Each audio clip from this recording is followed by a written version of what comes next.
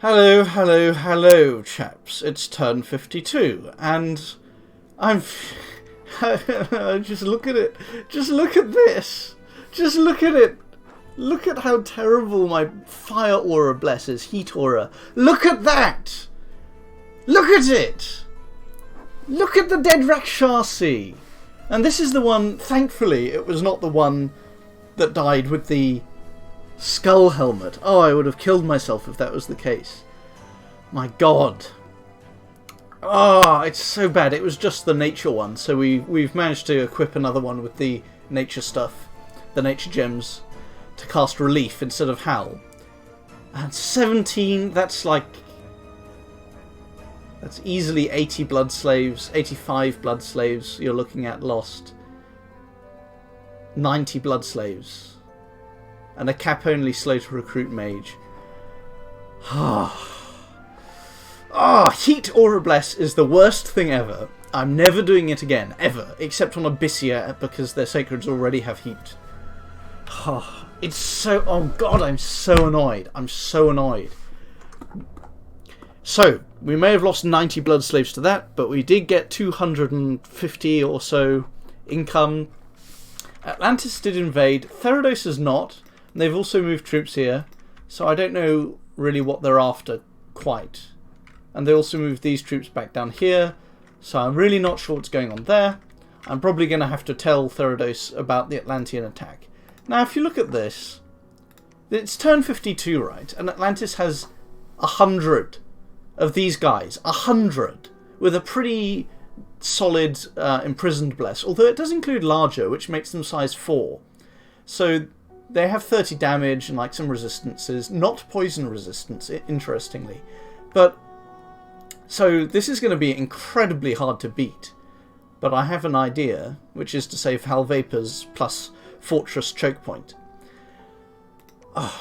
It's such a weird game. Why am I fighting 100 living pillars on turn 52?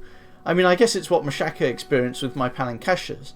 But you know, can you guys please just fight each other? And over here he has some more living pillars and some warriors of the deep. Oh, he doesn't have living pillars. He has 8, so it's just these shitty troops. And on one of these things he has an effigy of war that makes it look bigger than it is. But we're going to react the same way over here. And over here we did kill a Basalt King, which is very nice. What I'm learning about thugs is that they're really bad against elite troops mixed with shit troops, because they often end up hitting the shit troops and not the elite ones. That's what we saw the previous turn when some Palankashas died to long deads, because the giant long deads were doing all of the damage, but the Palankashas were busy killing all the small ones. So we got some more raiding going on, but we've got a Melkart here, and we have six Melkarts here. So we're not going to be moving our troops along here. This supply issue is not too severe, so we won't worry about that. Oh, and I nearly forgot to script one of the most important spells in the whole game, which is, of course...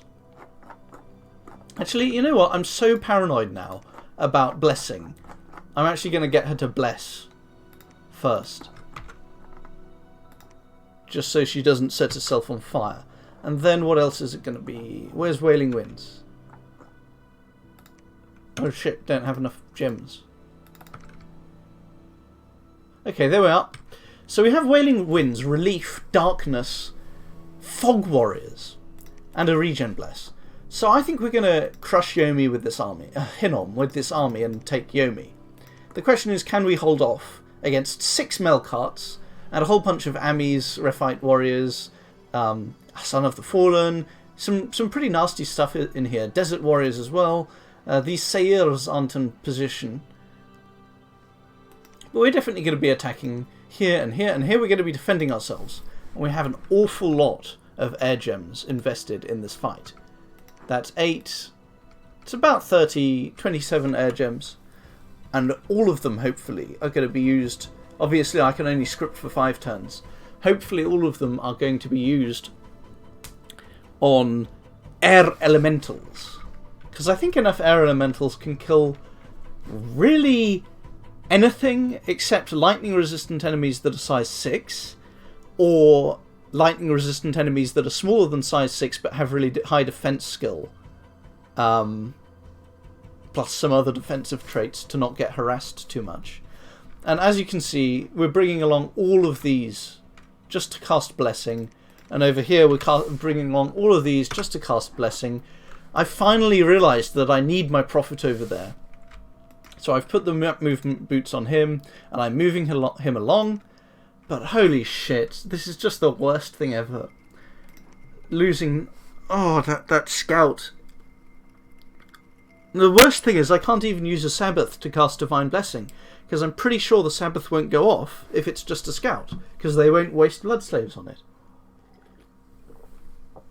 Never, I feel so regretful about this goddamn heat aura. So that's how we're going to deal with Hinnom. I think we have them under control, under wraps now. The question is, what are all these Amis and Melkarts going to be doing? The Amis might buff up the Melkarts to basically be invincible. They might also have some lightning resistance gear now.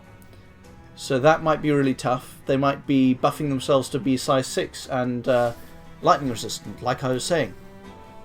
I think we have a pretty good chance of holding out here. And if we lose it, then we've lost a lot of research and a lot of Ractopatas. I'm actually tempted to move these Ractopatas out, but that's kind of a bitch move. And over here, we'll definitely go on a rampage. The question is, how long until we hit something important? Because I have to defend these two provinces. They're very important to me. But if Hinnom loses this province, doesn't really matter. Loses this province, pretty unfortunate, doesn't really matter.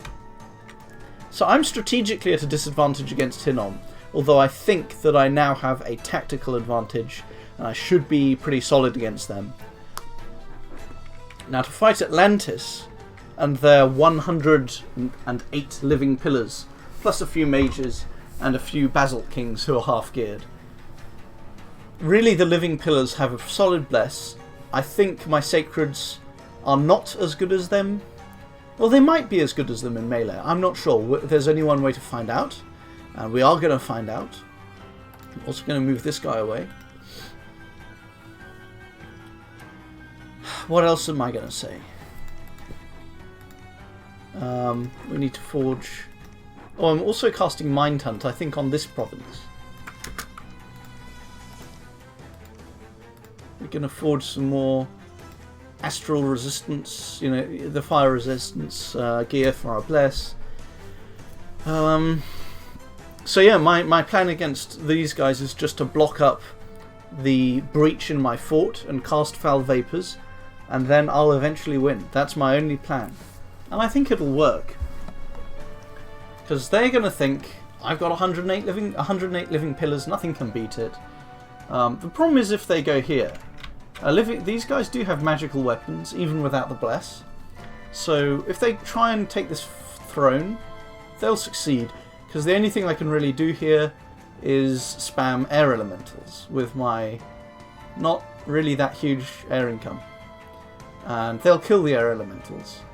I think they probably have lightning resistance in their bless. Let's have a look at it.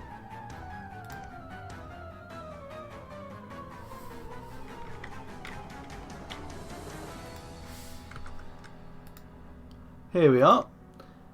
Oh, they don't. So we can still try our luck with the lightning resistance. And they don't have any other resistances, actually. But we don't have fire or cold damage. Oh, and they have that. They have fire and cold resistance anyway. If you look at these guys. Pretty strong units.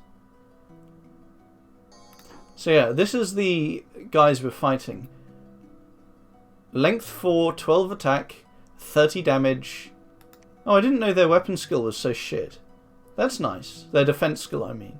And in fact, their attack skill is not ideal if you look at my sacreds. So when my sacreds aren't dying of burning, 13 defense skill, not that amazing actually. Still not bad, but maybe I do have a pretty good chance against these living pillars after all. We'll find out.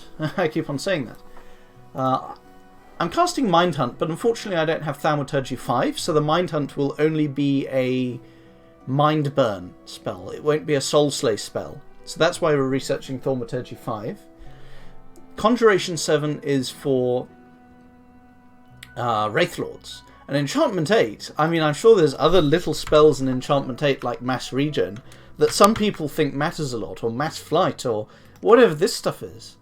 But you know what the real thing is? It's of course Firefend, the most important spell in the game for me.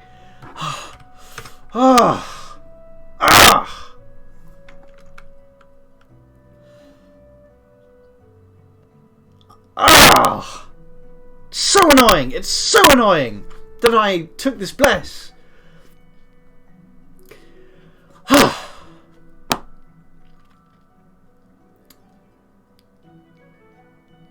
And I should... Right, okay, I've recovered.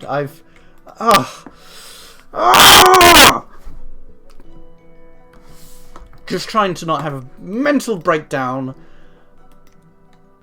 Put so much thought and effort into this game, and then I just have a completely spastic, awful bless. So annoying. It's so fucking annoying. At least imps don't have fire resistance. Fucking hell.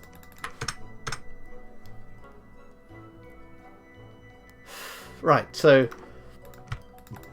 let's just... Actually, Blood Slaves don't have fire resistance either. Bloody hell, it's so fucking annoying.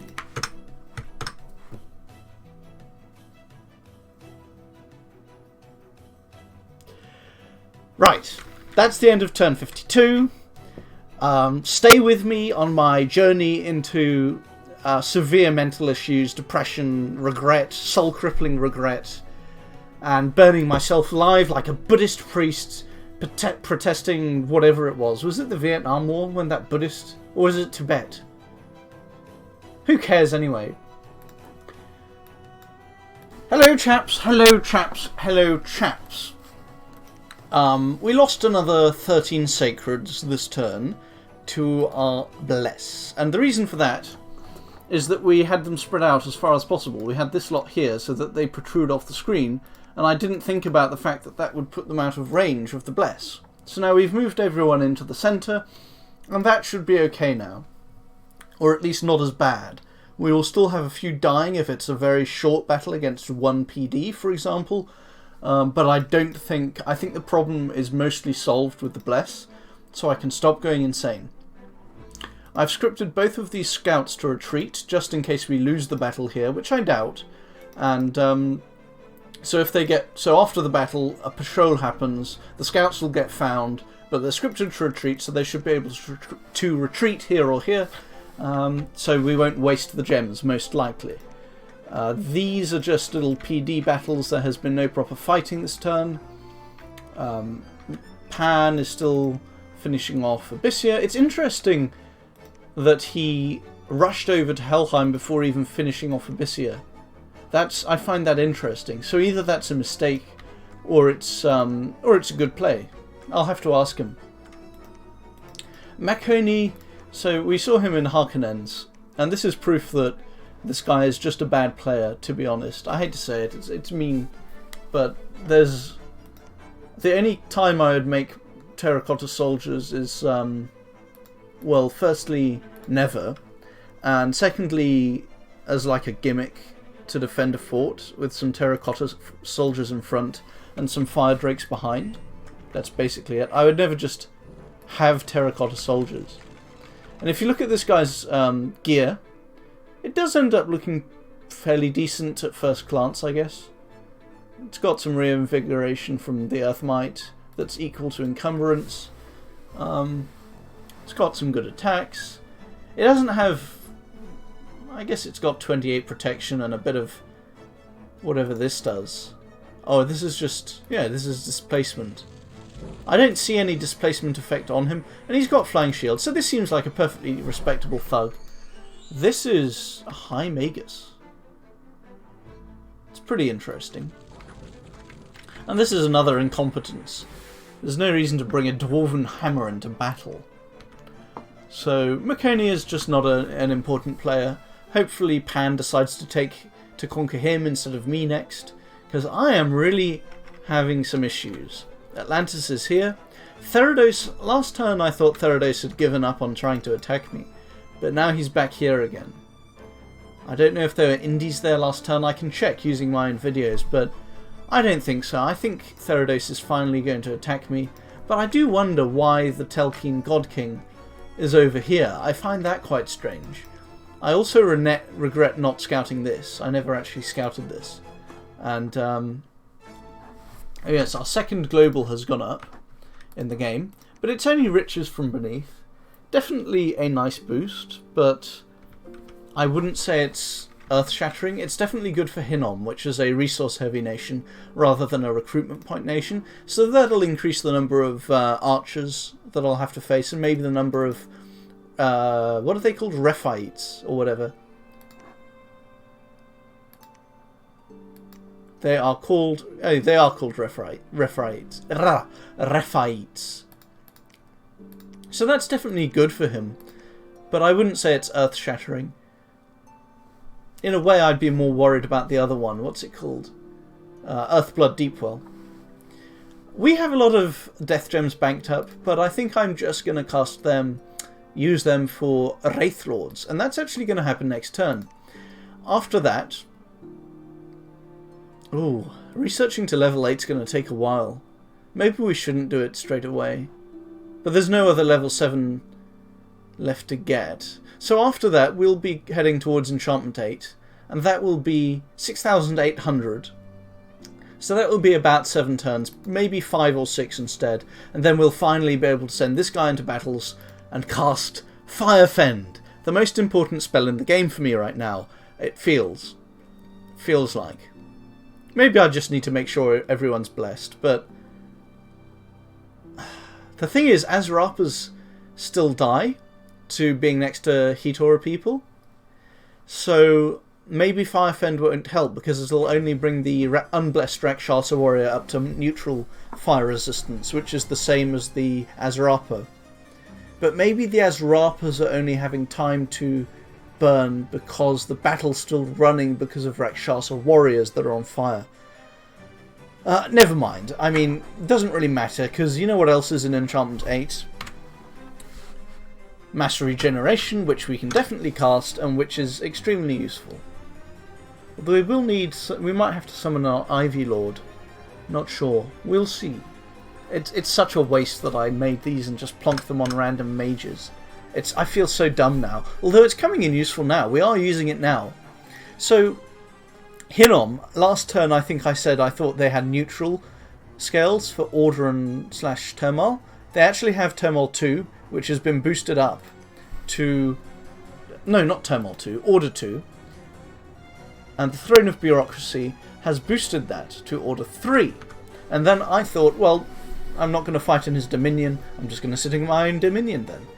But then I realised there are spells, remote rituals that can increase the unrest of enemy provinces, and I believe that an Order 3 province still counts as Turmoil 3 for chaos power purposes, for the purposes of our demons who like to be in chaos. In turmoil, that is. If there's a lot of unrest. So the unrest should make us able to fight in order.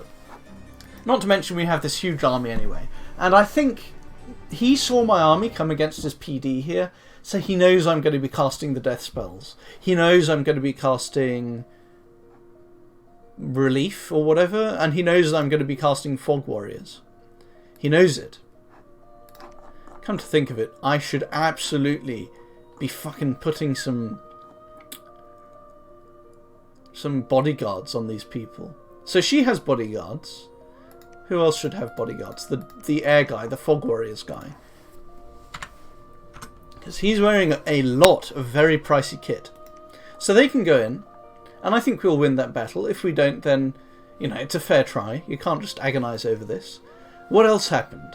So, we killed the enemy's prophet in this province, which means that these troops got stranded here because their commander died. We killed him with Mind Hunt from over here.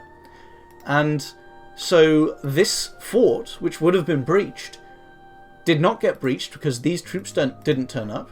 So instead of facing tomorrow's battle with, I think it's... we would have been able to summon a whole bunch more of these Rakshasas. How many is it? 1, 2, 3, 4, and we have 4 with daggers. So that would have been 40 plus, I believe this is 30. 70 Rakshasa warriors, which would have been a respectable force, but I think they might have lost, it's hard to say. But now we have an extra turn. So instead of 70 Rakshasa warriors, it's 110. And I also decided to take a proper look at his forces here.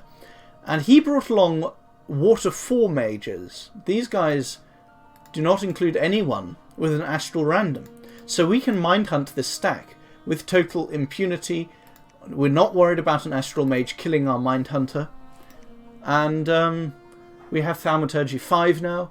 And actually research does happen at right at the start of the turn sequence, which is why we killed this guy. We didn't have Thaumaturgy 5 when we issued the order, but we researched it just before he cast Mind Hunt, so he did use Soul Slay instead of Mind Burn, which is why he died. So a lot of crucial things coming together just barely right now. And so we are probably, I think we're pretty solid against, what's-his-face, Atlantis. I suspect that he will continue, that losing things to Mind Hunt will cause him to become more defensive. I suspect that he's not a skilled player is what I'm saying, and I suspect he'll try to stick to the plan of having a big Doomstag. Actually, that's probably the best idea anyway. But what I'm afraid of is he might come here. He might actually decide to invade this province, which would disrupt my blood hunting even more. It would allow him to raid even further. It would be a huge nuisance. But his agenda here is not to cause problems for me, it's to gain territory for himself. So maybe he won't do that. We'll see.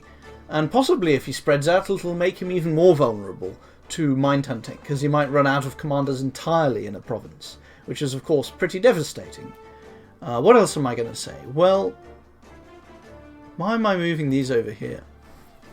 Oh right, because there's no unrest here. So he might as well take these blood slaves. We finally caved. We're going to blood hunt this province. Our blood hunting income was 190, but we're having to... We fucked it up again. We have high unrest here, and we have very high unrest here, but that doesn't matter. Where else? So in these two provinces, our main blood hunting provinces, we messed up, and now we have a lot of unrest. Partly that's because they actually routed and killed a lot of our birds. Well, they killed half and routed the other half. So we've put them on there. And we're going to send this bird over to collect the ones that flew around everywhere. Yeah, so I'm not too sold on ravens. They cost a lot of stuff that you could use on casting air elementals, and they explode. Even some of them even die to scouts. So, you know, and 4 dead birds, which can easily happen against a scout discovery, is an air gem. I don't like that much. What else is there to say? So we scouted this province. I think we're pretty solid defensively here. I think we're pretty solid here. I think we're pretty solid here. So now the concerns are this raid up here with these troops. 3 Basalt Kings. Maybe I should give this guy some equipment and try to go mano a mano with him. I'm not sure. Not sure if that's a good idea. I kind of need him for the... I need him for the undead leadership. So I can't have him going into mano a mano territory, hand to hand with Basalt Kings. No, I'm just going to rely on fighting with these guys, plus another few palankashas over here. And there's no living pillars here, it's just some Basalt Kings. I think we can fight this. We're going to try it, he's going to try it too, you just know that. And I guess this is why our blood hunting wasn't disastrous, despite all the disruptions that it's suffering, is these provinces. We're starting to blood hunt over here now. Although, of course, that's going to end once Therados and Atlantis turn up. Maybe I should message Therados.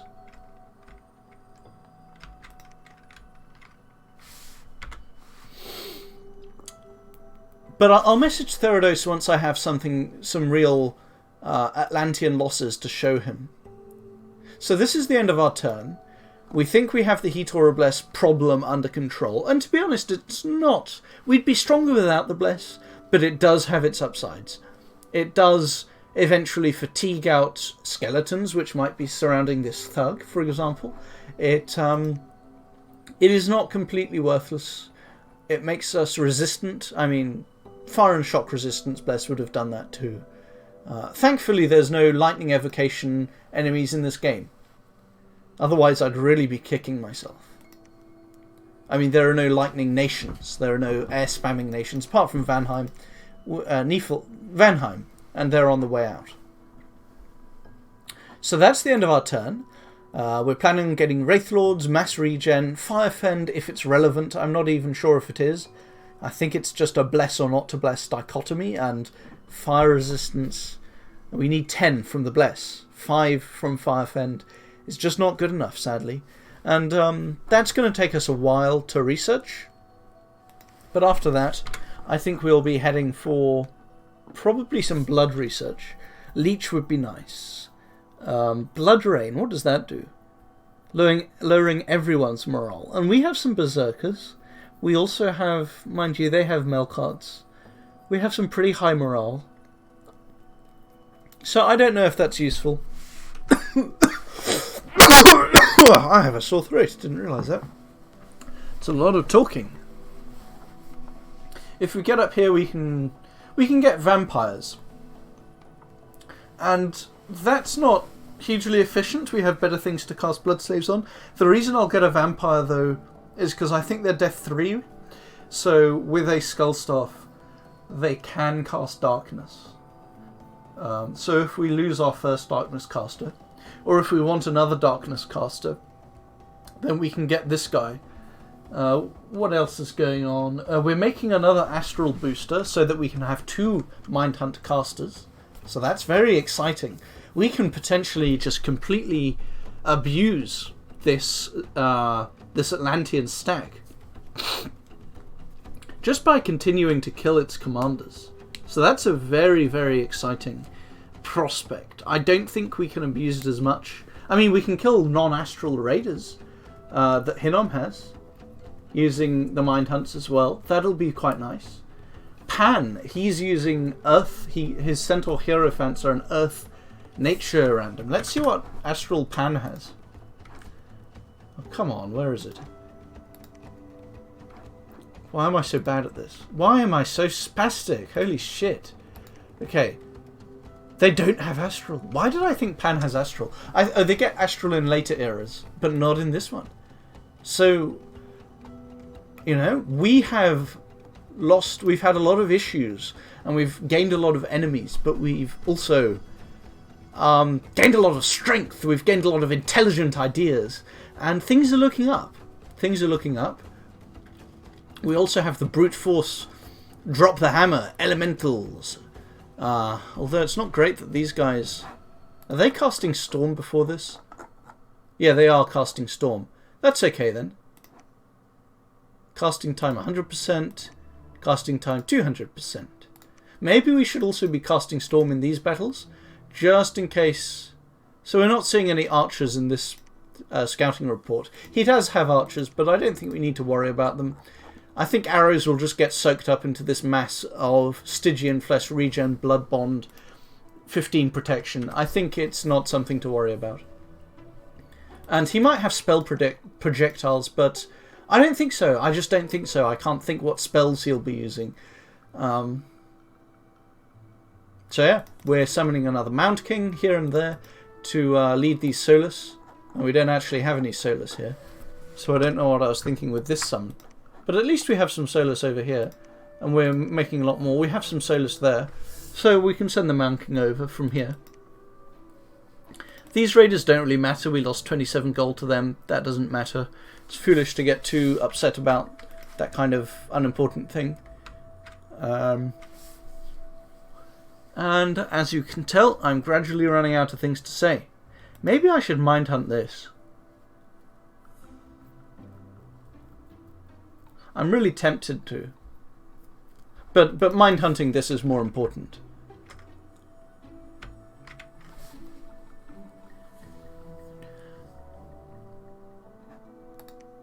We still have a lightless lantern to plonk on someone. Don't we have a researcher somewhere? This guy is a researcher, so we can give this guy that. Because you can't use 2 of the same research item type. Yeah, you can see how much my blood eco has been disrupted. That's a casual 10 unused blood thingies. Not good, not ideal. Not desirable. Not really sustainable. We need to sort it out. We need to have better blood infrastructure. Maybe this guy should head over here. I think I'll move him into this province. We're heavily blunt hunting there already. We could actually do more blunt hunting there, but it's only a 4,000 population province. I think we will. We'll just do that. Because I have to, really. I feel like I have to. It's not a choice. I'm desperate for more blood slaves. Although I have 100 banked, I'm struggling to use all of my blood slaves currently because I have so many of my summoners in this army fighting, and I have 3 more patrolling here. But we're going to make some more. We can always use more blood slaves sooner or later, generally sooner. Other exciting things would be a Sea King's Court. We are casting 4... we're moving this turn just to not lose them if this army decides to go here. God, if they do decide to go there, I'll be bombshelling in every direction. I'll be panicking like nothing you've ever seen before. The thing is, if they go there though, then they'll be out of contact with this army. And I'll be able to break siege, and then they'll be forced to go back or lose a lot of troops. The thing is, then you'd have a lose-lose situation where we both lose. And because I'm fighting multiple enemies, that's not really a sustainable thing. I need to win without... I need to beat the enemy without having too much suffering on my own part. But on the other hand, that's kind of a defensive mentality. I guess I'll go half and half. I'll cast Voice of Apsu on this province. And yeah, that's our turn. We wasted a lot of Earth Gems earlier on the Trollkin Court, which has now turned into a single kind of okay thug.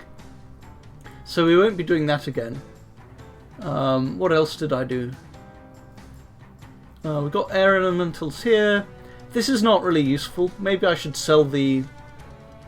Maybe I should try and conduct another deal with Mechane for lightless lanterns. I think I'll try and do that. I don't know who else I can sell fire gems to. Or what else I can really use them on that's useful. Well, I guess I can summon another flame spirit. That'll be useful. And that'll allow me to churn out a lot more lightless lanterns. So I'll do that. Nature gems. I guess just battle casting and the occasional bag of wine to avoid starvation, morale penalty, and I think we spent nature gems on a swamp drake here because they don't have poison resistance in their bless. Astral we're definitely using. Death we're going to be spouting on Wraith Lords. So yeah, we have plans to spend all 8 types of magic, and we're certainly spending all of our gold. So we're playing it fairly efficiently from an RTS spend your resources point of view, and that's the end of turn 53. Hello chaps, it's turn 54, and there certainly are a great many things to talk about. I think I'm going to use the message list to decide what the order I talk about things. Otherwise I'm just going to lose track and it'll take forever. So, messenger from Niflheim, ending our NAP, and like we said before, it was always going to happen because he doesn't have any other neighbours except me. I will say though that people who play this game are too nice. Hey, I'm going to end, I appreciate you taking out Mashaka. Why? You're just too big. I mean, you don't need to apologise and thank me. He's literally thanking me and apologising, in a sense. These players, the player base of this game is too nice. They probably spend their time on Reddit or something. So in Conjuration, we got to level 7. I can't remember if there's any reason I was researching this except for Wraith Lords. And Wraith Lords... we can also cast Living Water if we had a high... We don't have Living Clouds. Living Clouds. Even Living Fire is kind of an interesting... Not really useful against our current foes who have fire resistance, but... Goodness, Living Clouds, what am I doing? Casting ordinary air elementals. Well, I didn't have the research until just now anyway, but... Damn, I need to do some rescripting. Because this guy is going to be F4 after Summon Storm Power. So he is most definitely going to be casting Living Clouds. What a Chad. What an absolute Chad. And it looks like we need to give him a little reinvigoration instead. It's a bit sad, but we'll have a look. Let's see, reinvigoration. How much does Living Clouds? Summons... Oh, yes. Yes. 4 of them. It's twice as efficient. Epic. That's just epic. It really is. I'm so... Yes, that's hype. Sadly, this guy can't really cast it. We're using this guy as an attack rear thug. He'll probably just die a grisly death to a Basalt King, but it's worth a try. His defense skill isn't terrible. He doesn't need all of these blood slaves though. Why does he have all of them? Why is he not scripted to cast bloody hell? I don't have anyone scripted to cast Bloodlust in this battle. I'm so bad at this game sometimes. So bad.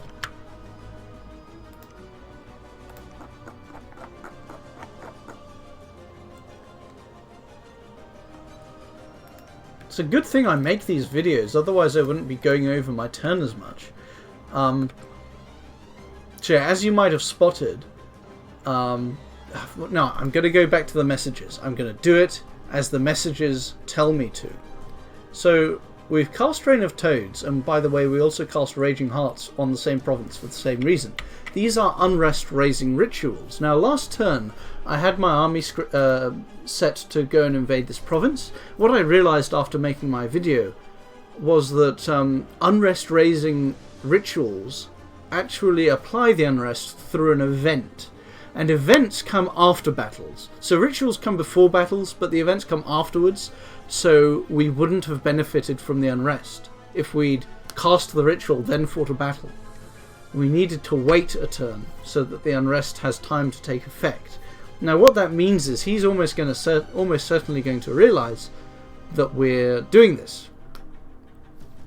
And so he does have full forewarning that we're coming in with our whole army, with unrest and all the rest of it. That's a terrible redundancy of words. So we've definitely warned him even more than he was warned anyway. It looks though that it looks like he chose to stand and fight. So I don't know if the unrest will really change his calculus there. Because we were here. For all he knew, I was just going to go in and attack. That's definitely what it looked like. So he, for some reason, thinks he can fight me here.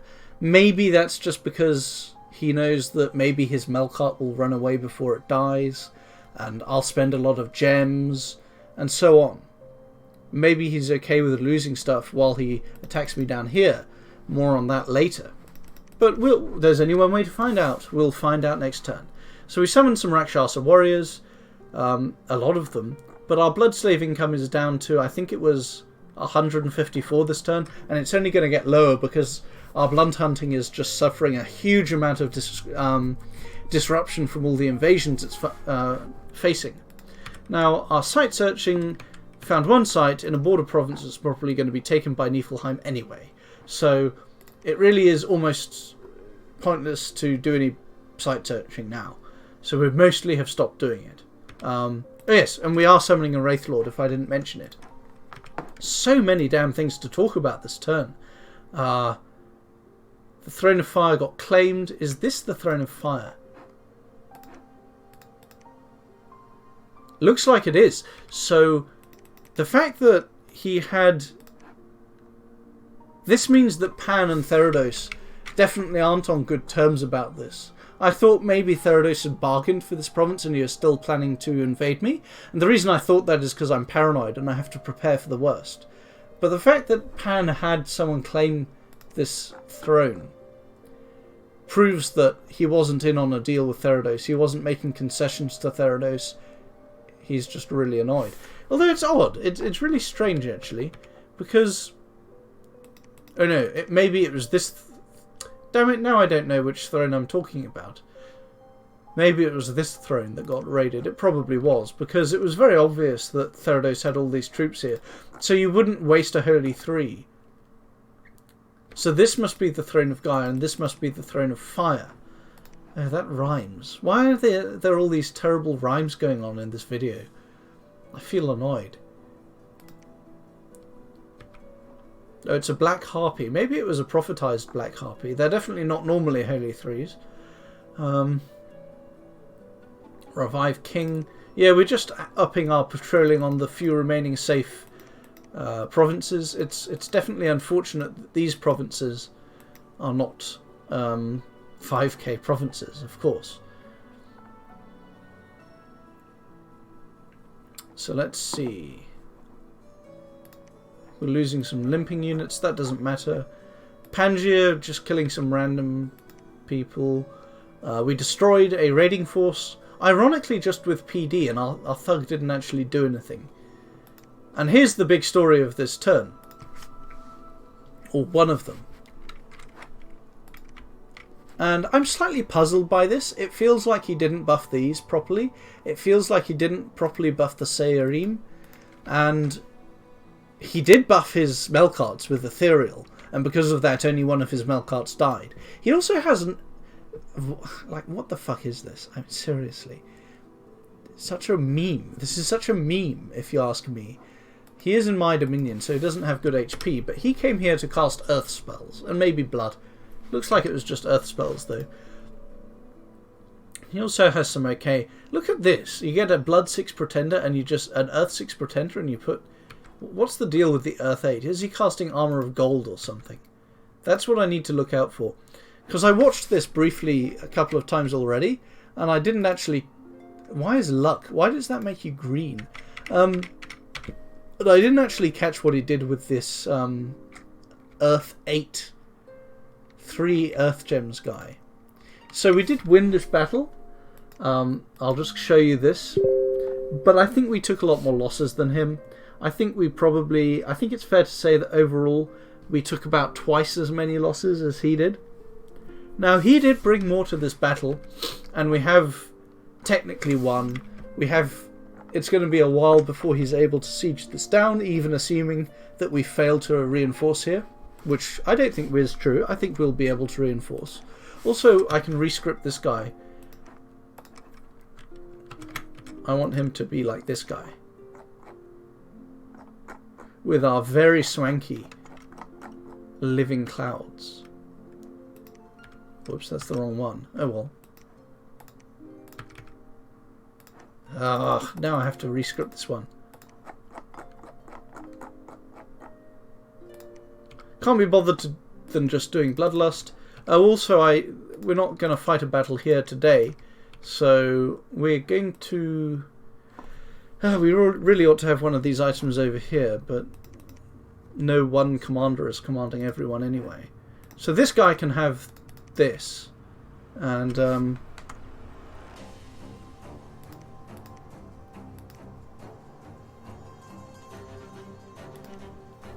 and this. So now they have a lot of morale. That's useful as well. Goodness, there's so much to talk about. Firstly, let's watch this battle. And let's just focus on the on this. For purely research reasons. We're just doing this because we want to see what he casts, okay? Not any other reason. So that's our Storm. And we also cast Relief. He's casting Moors of the Earth. Let's see what that did.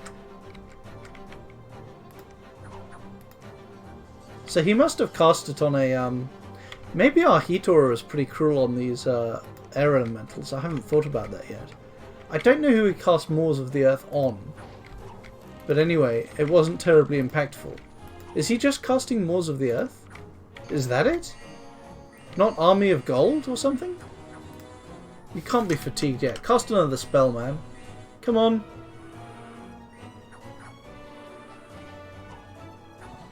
Moors of the Earth again? He is just casting Moors of the Earth. And I don't see a big graphic for it. I don't see a lot of people dying. I'll check the battle log again. I mean, the summary. But I don't think this is a terribly impactful Moors of the Earth.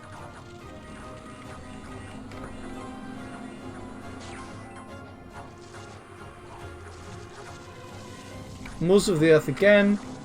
I don't know, is that even close enough to cast spells? Oh no, it's getting a lot of people here. Well, congratulations, you cast Moors of the Earth on... Now that's a good Moors of the Earth.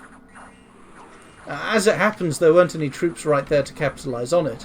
And it looks like we already won this... here we're getting chonked. Because these Melkarts, they kill every demon in one hit. This guy, yeah, they're immune to my fire aura too. He did a lot of damage there. Oh, did you see all of these guys just dying? This was a very, very narrow victory indeed. The air elementals have cooled down over here. Or been punched to death. That's not something you see every day. And they are fleeing because they lost all of their skeletons and their chaff. And they did also lose all of their Rephaites as well, which is the one good thing this battle really for me. And Blood Bond actually is quite counterproductive when you're taking this much damage. That's the Melkart we killed, and then you can see a gift from heaven wiping out those guys. I don't know what spell that is. And then we finally win. Or maybe that was the Melkart that died.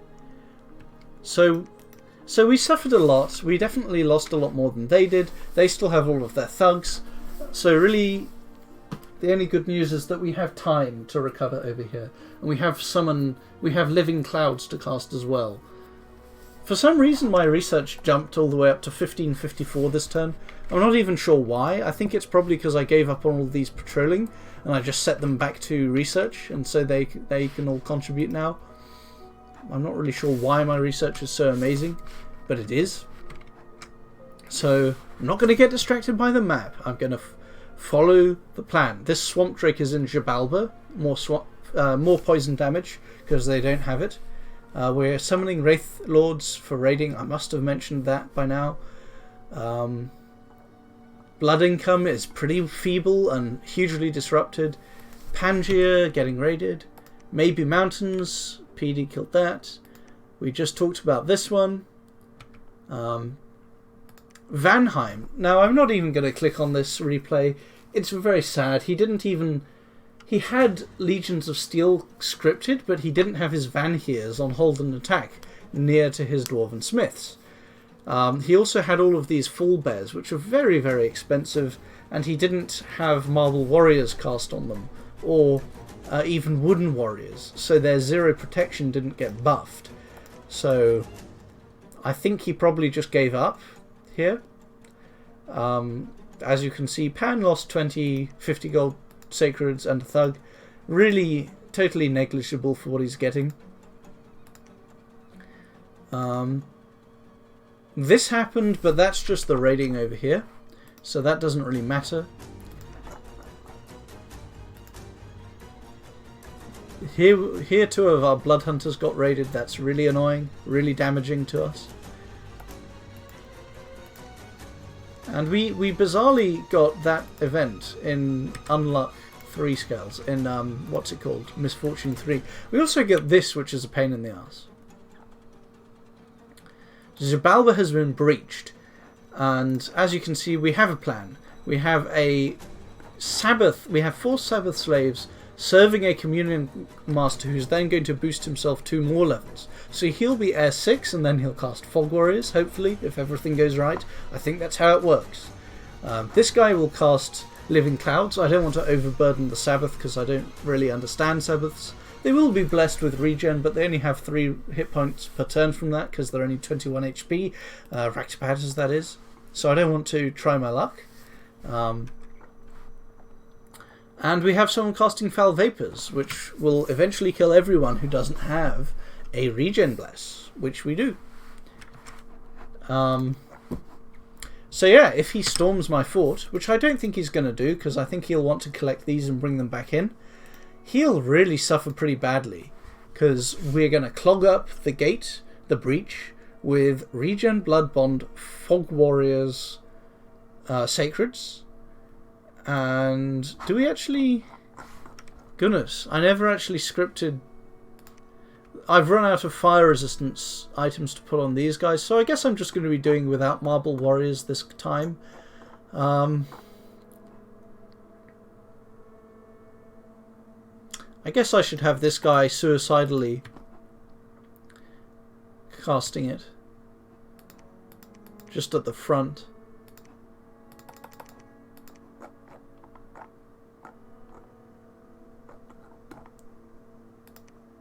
Actually, Temper Flesh...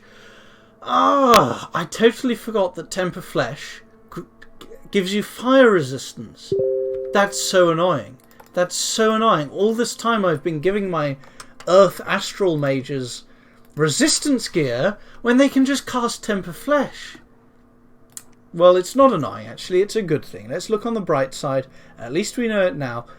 Why has he got 2 boosters on him just to cast? Why has Hinnom? Why is he completely overdoing it with Maws of the Earth? Just for Maws of the Earth. I guess he doesn't have Petrify. I think his research is actually a lot worse than mine, which is nice to know. So this guy's going to be casting Marble Warriors. Looks like he'll spaz out and fail to do that, so we'll just get him to do it twice. We'll put these guys on the same script because Marble Warriors is just incredible. It's just amazing. The enemies we're facing have pretty high protection, so we're going to cast Strength of Giants on these guys.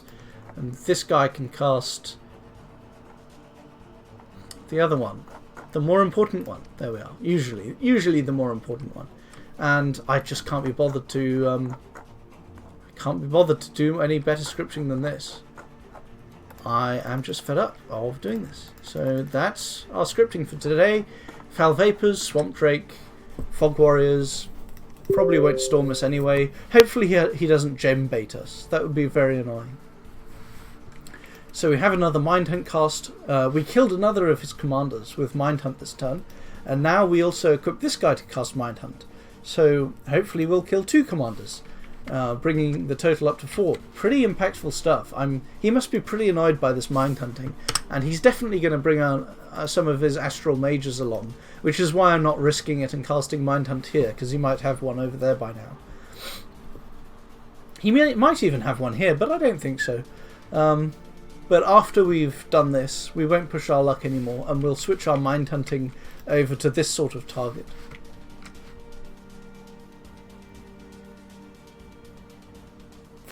What else do we have to talk about? Probably something.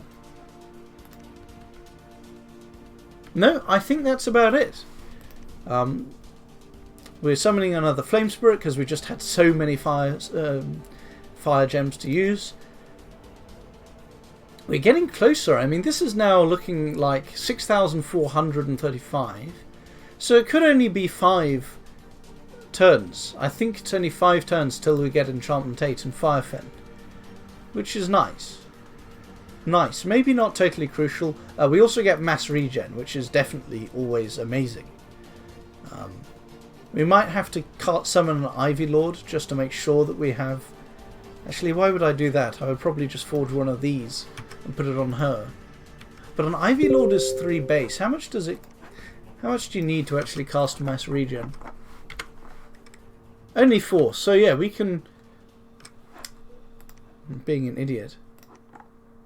And it costs 2 gems and it's 200 fatigue.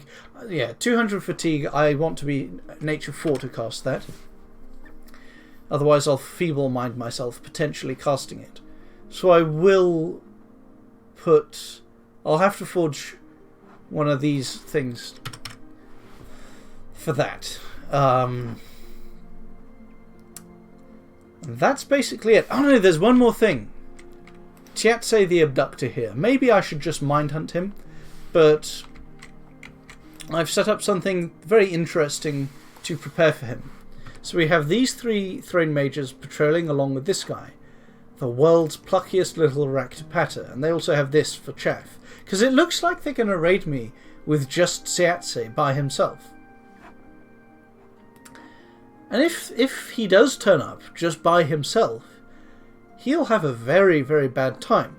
Because Stellar Cascades is Precision 100.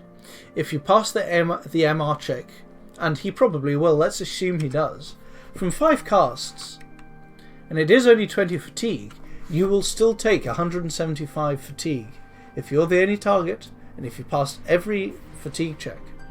So he'll be knocked unconscious pretty damn quickly. And then, if he does wake up again, these will distract him. And then this guy will turn up with 2 axes of hate for even more fatigue. And I think he will just tear into him and really annihilate him. That's what I'm hoping. And we also have a bit of regen and a bit of morale boost, just in case he has some horrible aura. Well, we know he has the... Oh dear, I just realised. He'll have a really strong cold aura. Ah. You know what? I'm going to do something very amusing. Very, very amusing indeed. What the hell did I have her doing? Let me just check something. I need to... Fuck. Now I can't remember what I had her scripted. Oh yeah, it was Wraithlord. I knew it was something important. I am going to equip him with this, so that he has 5 cold resistance. You have never seen this before. This is the best. Oh man, I'm going to screenshot this and post it on Discord or something. That's so funny. Just imagine using a fire in a jar for cold resistance, because you don't have any other cold resistance items. That's so funny. And I think it'll totally shut down the aura as well. Hopefully. I think a very strong aura can get through it, but we should still be okay. Although if he has a regen... he might actually regen and cold aura kill... I don't know. Because the thing is... No, we have more fatigue damage.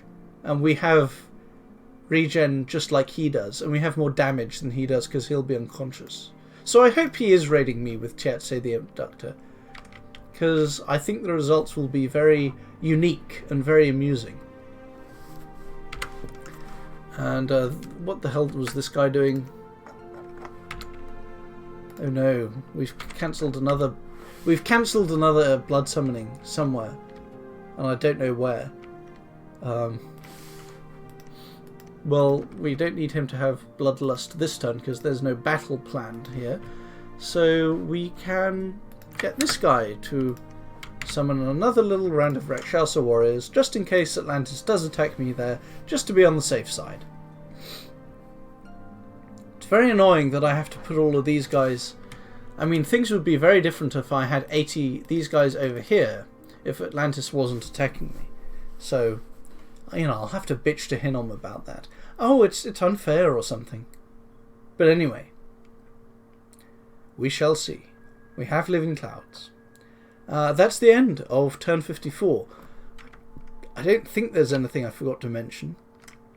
Did I talk about how I had my army set to attack this province? But then I realised that unrest rituals... the unrest turns up in the event phase, so I had to move them here instead. So that we had time for the unrest rituals to actually take effect. I think I talked about that. Yeah, so that's the turn. That's turn 54. See you chaps next time. Hello chaps, it's turn 55, and I'm once again feeling a bit depressed because let's have a look at our blood hunting. 31, 37, 48, 58. 66? No, that's not right. I can't do maths anymore. 65, 77, 86, 96, 105. Blimey! 105, 154, 160, 160, 190. Oh, so we actually had 210...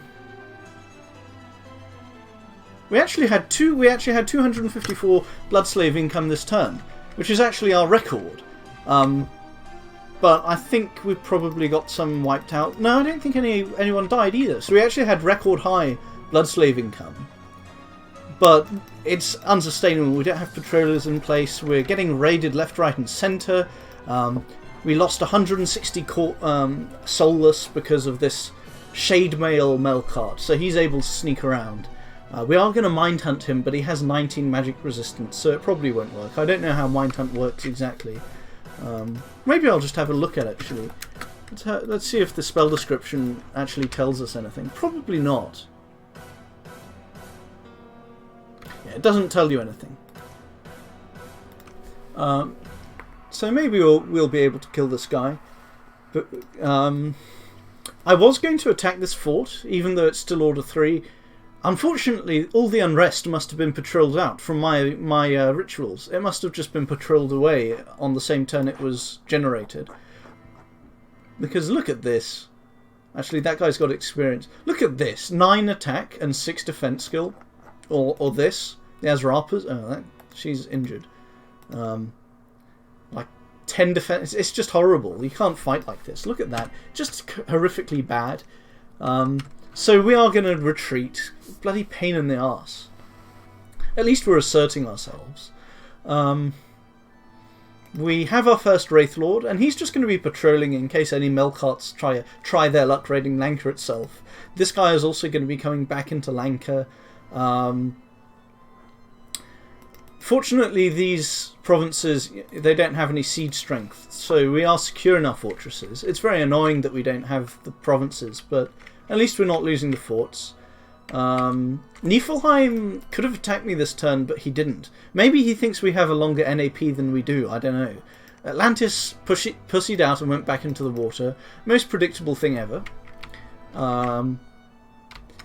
We got raided here by a Basalt King, but he has something like 15. His attack skill is 15. He's dual wielding as well.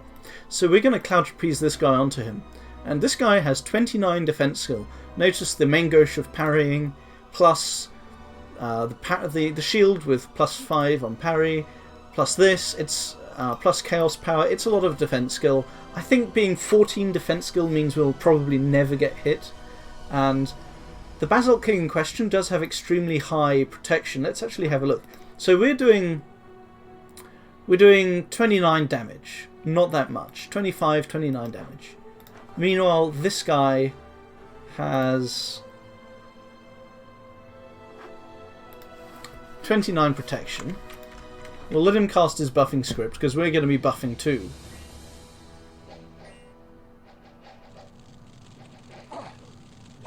Magma eruption. So he has 31. And 31 versus 29, you'll still get a lot of damage in. That's like a 22 damage barbarian. Or a barbarian's 24 damage, I can't remember. But it's basically like a 22 damage barbarian going up against a 24 armor unit. Actually, that does take quite a lot of time to deal good damage. And he does have 67 HP, but he doesn't have any regen. And we'll have stuff like Mist Form going on. We also have very good attack skill compared to his defense skill. So I think we'll win. What are our weapons like that we have on this guy? Oh, it's just a main gauche of parrying, so not really that good. But we should be okay anyway. I think we'll win. And I want to find out. Maybe we won't, but there's only really one way to find out. And is he casting Blessing? Because we don't want to get... Yeah, he is. We don't want to get Magma Eruption BTFO'd in one go. We'll have a horde of skeletons giving us some cover as well. But the main use this turn, as you can see, I still hold Xibalba. So let's first tell you most of what happened in this battle. So we didn't really lose that much, all things considered. But what the hell? Oh, the Swamp Drake. I forgot about that. This guy unfortunately did die. Now, if you look at him, he actually only has 9 hit points, so the regen only gives him 1 HP per turn. So I think he still died to foul vapors. We're going to watch this. And that's very sad because we had all of this gear on him. And he was a Mind Hunt caster as well. So now we lost one of our Mind Hunt casters. It's really awful that we did this. But as you can see, what happens is we have, like we said, regen, Blood Bond, Fog Warriors, Sacreds, blocking this place up. Let's see what this... and eventually we get really good damage in this game. But let's watch this guy. I don't know how he died, and I think it must have been foul vapors though. Then he just casts Soul Slay and shit. Doesn't really matter. This is a pretty slow battle. As you can see, we do rack up about half an affliction per person in this battle. Soul Slay, we don't really care about this. And yeah, oh, look at all that poison.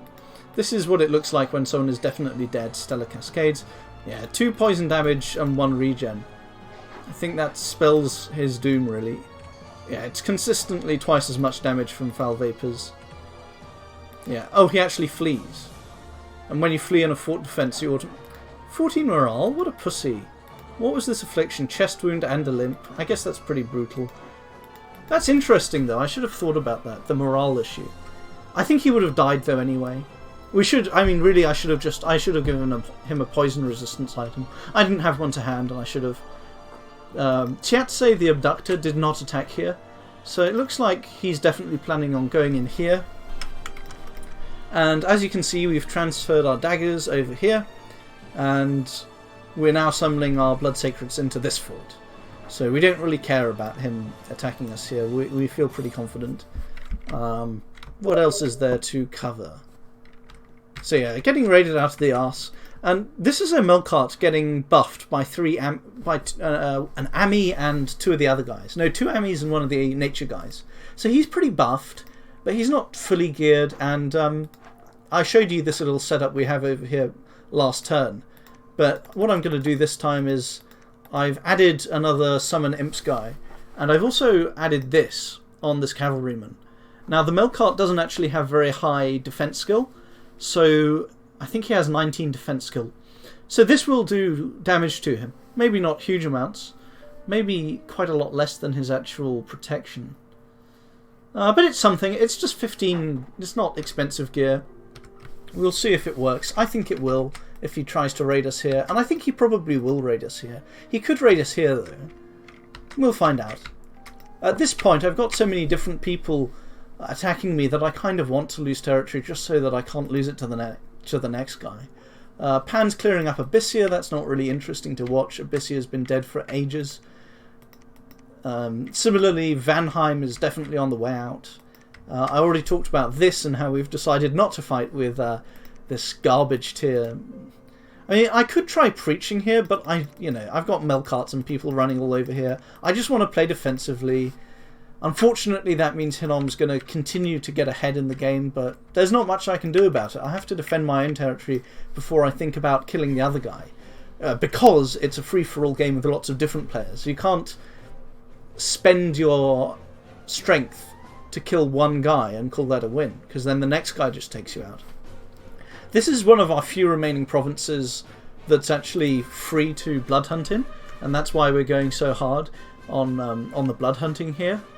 We do still have an unused research item, so let's use it. Got some items that are just miscellaneous. That's nothing really to worry about. We'll use this ring as a research item. +2 research. Wow.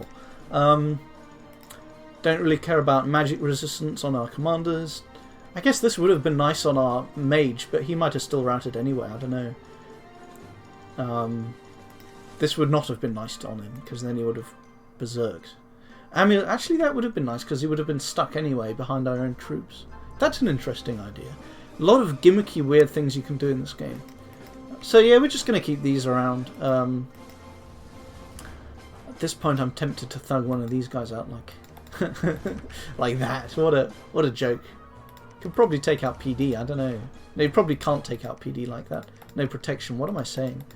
So yeah, things are looking pretty bleak, but we're not dead yet. And the good thing is our research is actually better than ever. Admittedly, that's because we have a lot of idle mages who are trapped inside forts, so they can't even reanimate or blood hunt, and they can only research. But, you know, I'll take it. It's still nice. One thing that would be very nice would be Leech. Obviously, that would be very good against these Melkarts and Blood Kings. Blood Kings? Basalt Kings. It would also be nice to... actually, Leech would be the only important spell here.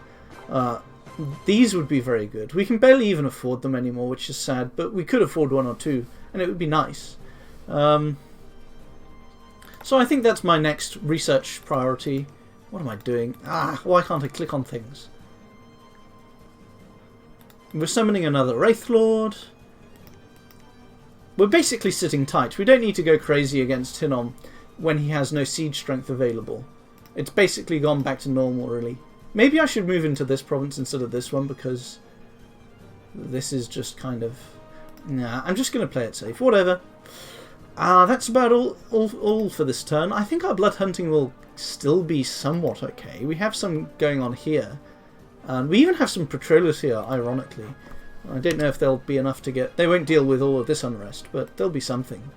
So we're not out. We inflicted... Oh yeah, I never showed you the actual battle report at Xibalba. So he actually lost 49 of his 108 living pillars. So that's a lot. And he lost 4 mages. And he lost a choral commander. I'm kind of surprised that he went for this after getting all of these guys stranded here. I think it's just because he didn't realise that I had this ability to summon a lot of troops in, using the daggers, using these guys. I think he was just very complacent. So we did pay for it. We lost one of our mind hunters, and that's actually... I'm really kicking myself over that. And I might even preemptively make some snake rings. That's actually something I'm going to do. I'm going to do it here. Now the question is, should I make a snake ring, or is there another similar cost, higher research nature item that also gives you magic, poison resistance? I think the answer is no, but if there was one, we would want it. Actually, Garland, this would be pretty useful against a single enemy thug, I think. If it's like that Basalt King, this would just guarantee that we win if we put this on our guy. And it does have some poison resistance. The question is, how much poison resistance do you want against foul vapors? And I think the answer is quite a bit. Let's actually watch this again. Because I did notice that our Foul Vapors caster, who has 7 poison resistance, she racked up 2 afflictions in this battle. And I'm not really entirely sure how. Isn't she blessed? Oh, right, so she wasn't actually blessed. So she would have been burning. Yeah, look at this. She's on 174 fatigue. Now she's on 192 fatigue. And she's standing... This is so stupid. She's one of the most important mages in my whole lineup, and she's just standing next to Heat Aura guys. Such an annoying bless. If she died because of that, I would have been so annoyed. So yeah, we probably don't need the snake ring. We can actually go for the more versatile garland. And another thing is that I don't think I can really spend these water gems. I'd love to cast Seeking Court, but my water access is only level 2. I think I'd actually have to empower and then cast Seeking Court, which is 85 gems, which is 5 turns away. So maybe I should actually do that.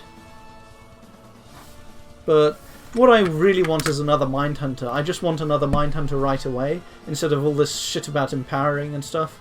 For like Seeking Court, they probably have fire weakness anyway. So I'm just going to do this. Hate to say it, but I'm going to do this, and I'm going to forge the other. So we're forging the skull cap over there, and here we're going to forge the crystal coin, and then we'll have an extra Mind Hunter. You know what? This can be alchemized into not enough. I could alchemize the fire. I'm actually going to go crazy, and I'm going to alchemize my way. I'm going to alchemize... Will I regret this? No, I won't actually regret it. Because I have so much fire income. Even with all this raiding, I just have way too much fire income. I'm going to alchemize all of my water gems. And then I'm going to alchemize that. And that's actually going to allow me to really go crazy with this mind hunting gear. Now, I'm probably overkilling it now, but triple mind hunt, it's really going to shut down these raiders. And that's important. And I'm not sure, do Geishas have Astral, unfortunately. But I think the Jals might not. Let's have a look.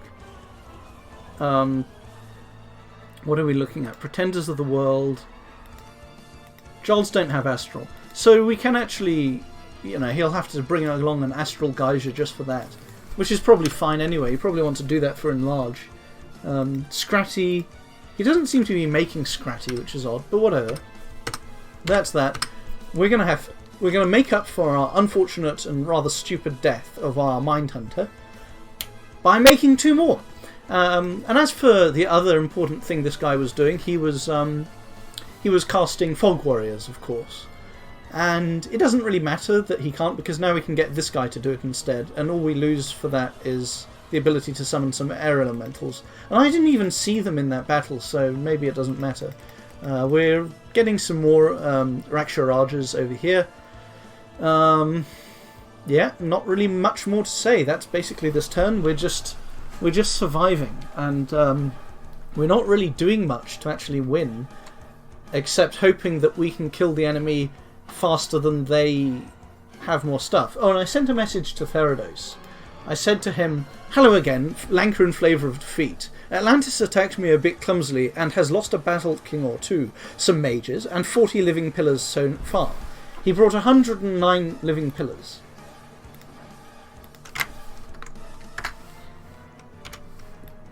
So, I'm just adjusting my message.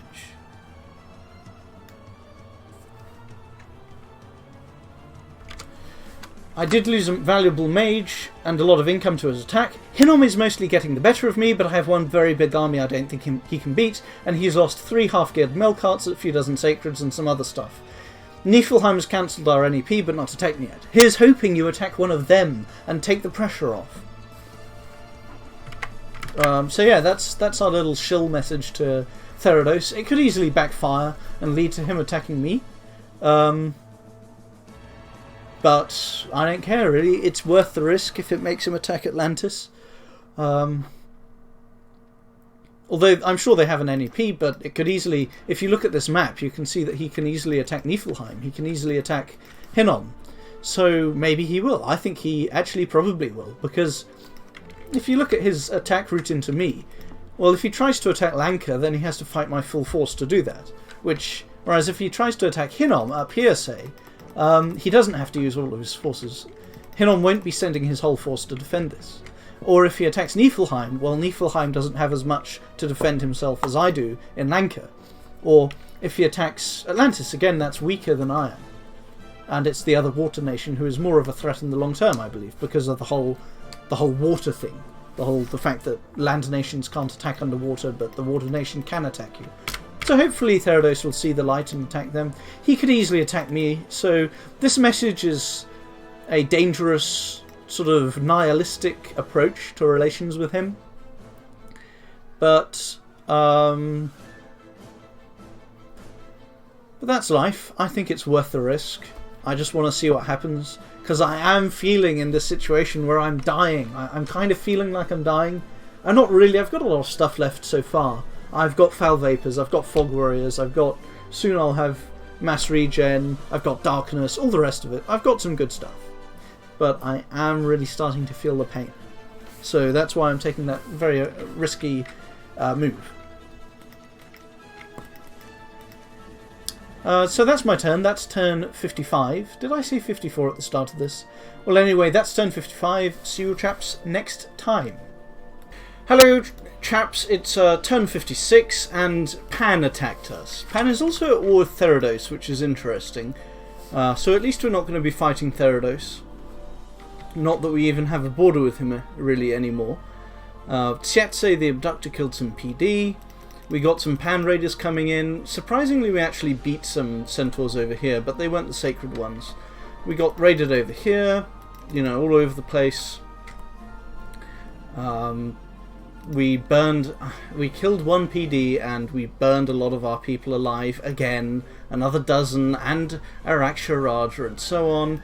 And we've run out of money to recruit mages in most of our places. I think this is the last guy that we're recruiting apart from this one as well. I should probably cancel that actually, otherwise I might just start running out of gold entirely. Hinnom has not brought up another army though, so that's kind of nice. What else is there to say? We did get raided here. Plains of the Blood Turkey. What's this? Yeah, it's just 5 Rephite warriors and some archers.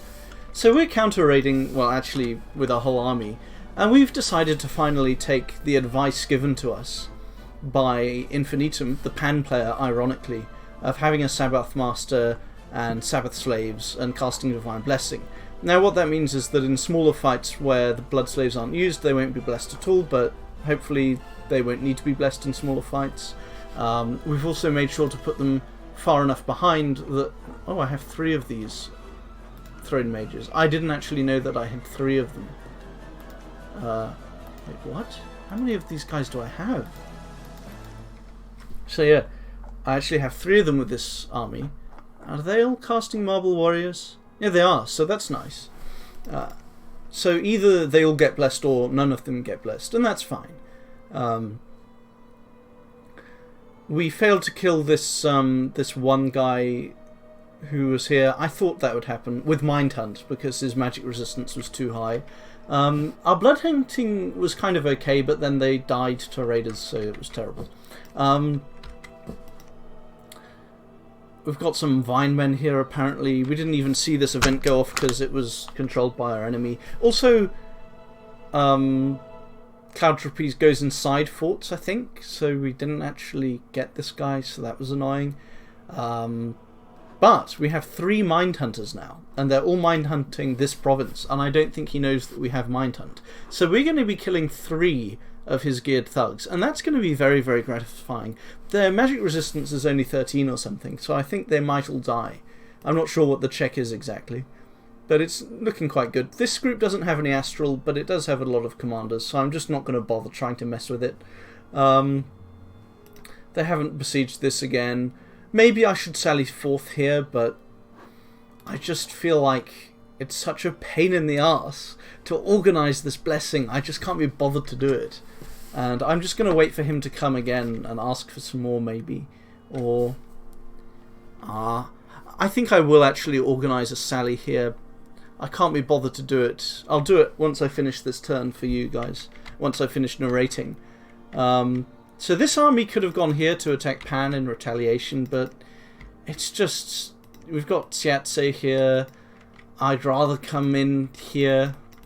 Like, maybe this whole army and our prophet will have to come back to Lanka. This is the bit that really matters. We're going back to who we are originally. Hopefully the triple Mind Hunts will eventually count very effectively against all the raiding that's going on. Yeah, so hopefully we don't have any more burned sacreds. Even with the terrible raiding and terrible low income that's going on, there is one thing that we still have going for us, which is the research. We do have 2 Wraith Lords as well, so we still haven't lost a fort, I think. Yeah, we still haven't lost a fort. We still have all of our research items. It's still kind of looking okay for us. I actually think that. Niflheim still hasn't attacked me, which is very strange. I don't know why. Okay, Niflheim. You're just going to stand there, huh? I'm kind of tempted to abandon this fort. It's so valuable, though. That's a lot of money. Looks like it does get reduced by unrest, but I still need it. And I might need gold, but I need the blood slaves even more. So yeah, I am definitely going to sally. I don't know, because it looks like it would be something like another 100 living pillars. So I don't know. I think I'm actually going to sally with one guy who is scripted to retreat.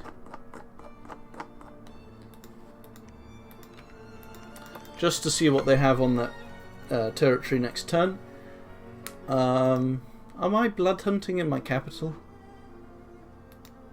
I think that's probably a stupid idea.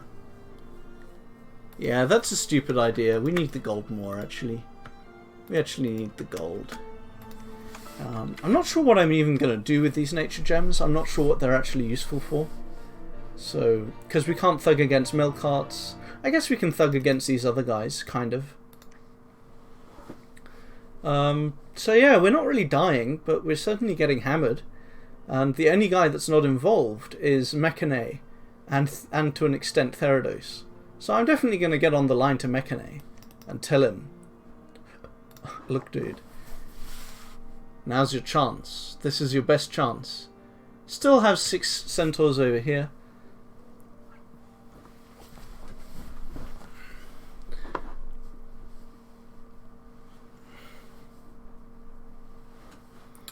So I think Hinnom's ahead of us. I think Pan's probably on par with us. And of course, diplomatically, we're in the absolute dumpster fire. So there is that. Niflheim isn't going to want to attack Atlantis because Atlantis would be really annoying for them due to being underwater. So I'm kind of tempted to... The thing is, though, that if I abandon this province, then I will lack the gold to pay for these guys' upkeep anyway. So if I really want to save these guys, I can just cloud trapeze them out of here, actually. But that's what I'll do. When I decide that I can't defend this province, I'll just get rid of the items through the laboratory, and I'll just cloud trapeze them out. And that'll be fine.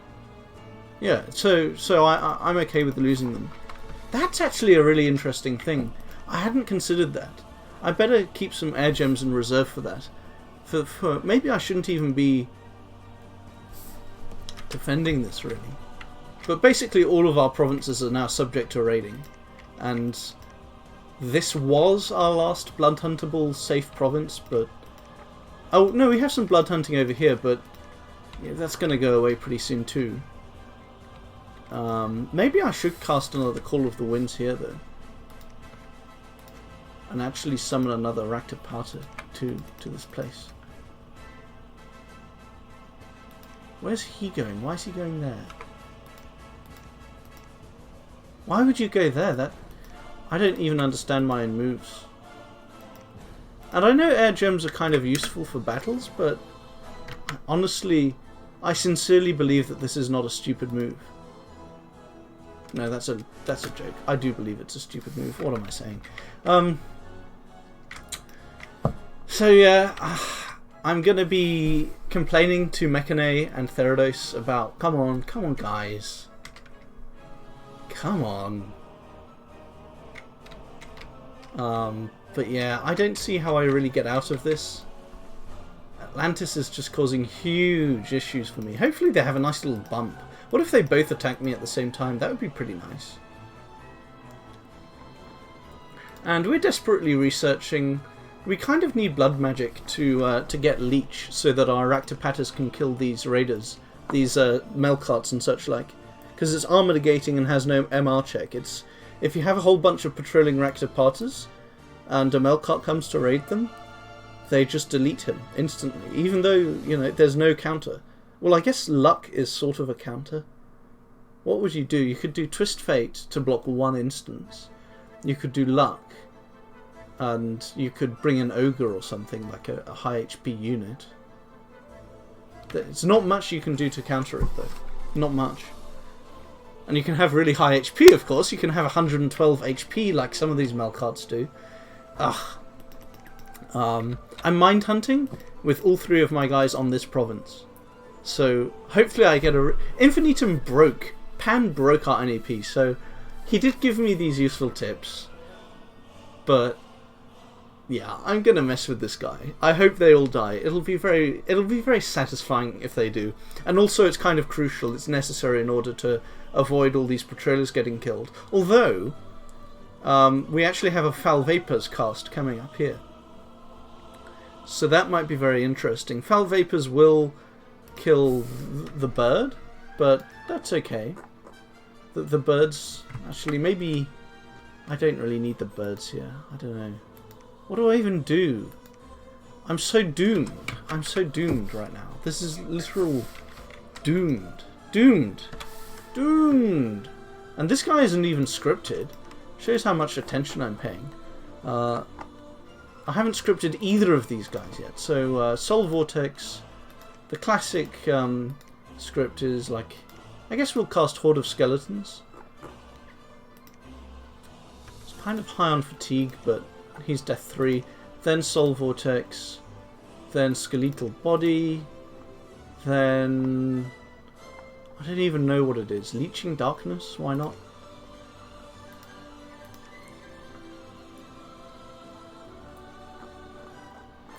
I don't even know what the proper Wraithlord script is for raiding.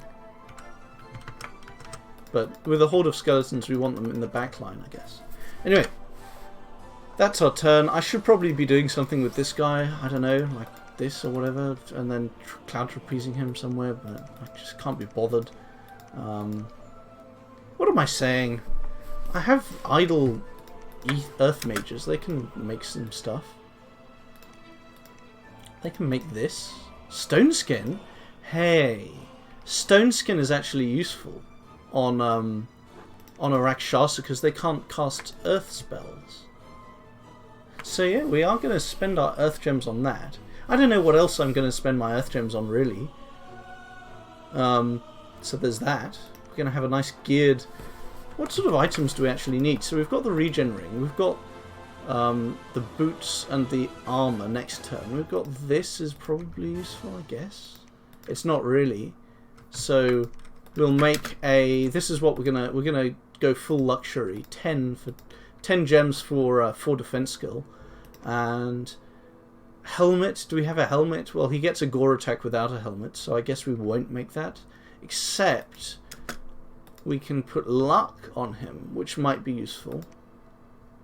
This is probably more useful though. Probably doesn't interfere with gore either because it's a national item. I don't know though. There's only one way to find out. And obviously a vine shield would be another item. Then we could give him a single-handed weapon. What would be a nice single-handed weapon to have? Probably just the classic. So yeah, we're going to have a cloud trapezing Rakshasa thug, or even counter thug if we're lucky. Really heavily geared. We're making some lightless lanterns, 3 of them. We're researching on this Pretender God with a nice little 50 research. Still kind of nice to see, even at this point in the game.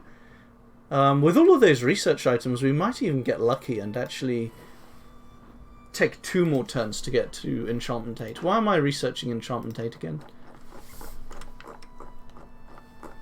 Fire Fend, Thunder Fend. There was a reason. Mass regen, epic spell, awesome spell, spell that can't be cast by her, and can only be cast by. Ugh, how annoying. Maybe I shouldn't be wasting the nature gems because I should be summoning an Ivy Lord to cast mass regen. Oh well, don't care, can't be bothered. That's enough. That's enough of this. And I should probably... I'm not going to sally because it's just too obvious that he'll predict my sally. Reef Dwellers, a Mage of the Deep. The thing is, these guys are going to head back onto Atlantis, these Basalt Kings. So we can only sally successfully with a whole load of Sacreds. And then he'll... I mean, he could go on here, but then he's kind of begging for it. He knows that if he moves here, then I'll sally, because I know that he won't be able to move back in time. So he won't do that, I don't think. I don't know why he's still trying, why is he still fighting me? Is it just for the income from these provinces? That would be worth it, but I don't know that he has any real plan for actually conquering Xibalba. I think he knows that he can't really beat me there, so what's his plan? Well, this is a kind of bad player though, in my opinion. Larger Bless is not good on them. It looks cool, but it's not really good on them. It's nice on the Basalt Kings, but mediocre might be a better term. Actually, it is nice on the Basalt Kings, because then you just have 1 point of nature left over for a Poison Res Bless that I don't think he even went for. How did he not go for a Poison Res Bless when he went for larger?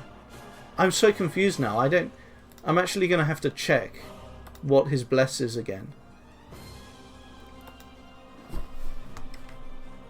So he's not even blessing them there. He's probably blessing them here though. No, that's the same place. Jabnor's Thicket? Am I ever going to click on the right one? Right, so I have. Oh, come on, that's the wrong button. Huh, we really injured that guy. We probably diseased him as well. What a lucky hit. A nice little waterfall guy. Aren't you going to cast Blessing on anyone? No, he doesn't have any priests. I can't even remember. How does he not have poison res? But yeah, that is the end of this turn. We're doomed. But we're going to go down in a way that will be very, very painful. So, for everyone concerned. So that's the end of our turn. Maybe I don't need to be making all of these. I'll give her a nature gem just in case she gets horror attacked. Whatever. It's the end of our turn. See you chaps next time. Turn 56.